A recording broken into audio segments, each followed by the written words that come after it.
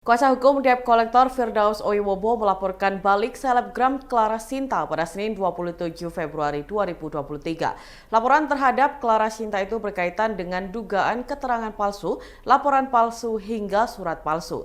Dugaan tersebut lantaran mobil Clara Sinta yang ditarik oleh debt collector bukanlah atas namanya berdasarkan surat kepemilikan. Firdaus Oiwobo pun mengungkapkan alasannya melaporkan Clara Sinta ke Mabes Polri. Hal itu berkaitan dengan penolakan yang dilakukan oleh Polda Metro Jaya.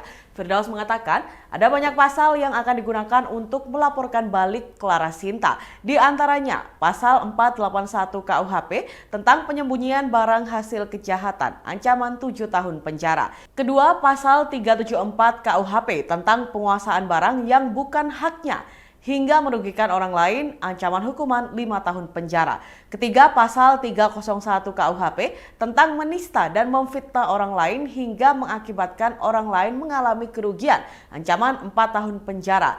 Keempat, pasal 242 ayat 2 KUHP tentang memberi keterangan palsu pada pejabat yang telah disumpah negara, ancaman hukuman 12 tahun penjara. Kelima, pasal 318 KUHP tentang persangkaan palsu, ancaman 4 tahun penjara. Keenam, pasal 266 KUHP tentang surat dokumen palsu, ancaman hukuman 6 tahun penjara. Dan terakhir, pasal 220 KUHP tentang laporan palsu dengan ancaman hukuman 1 tahun 4 bulan.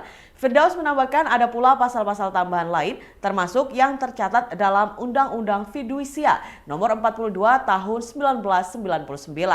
Pelaporan tersebut dilakukan oleh kuasa hukum debt collector dari PT LNI. Diberitakan sebelumnya, Kapolda Metro Jaya, Inspektur Jenderal Fadil Imron, menegaskan bahwa pihaknya akan menolak laporan yang hendak dilayangkan pihak debt collector pengambil paksa mobil selebgram Clara Sinta.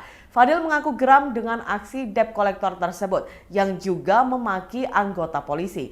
Peristiwa itu terjadi ketika debt collector mengambil paksa mobil milik Clara di apartemen kawasan Jakarta Selatan. Fadil menegaskan bahwa tidak boleh lagi ada debt collector yang menggunakan kekerasan dan melakukan aksi premanisme. Untuk itu, ia memerintahkan jajarannya agar segera menangkap debt collector yang melakukan tindakan tersebut dan membuat resah masyarakat. Tak berapa lama kemudian, 7 orang pelaku atau debt collector telah ditetapkan sebagai tersangka dalam perkara ini.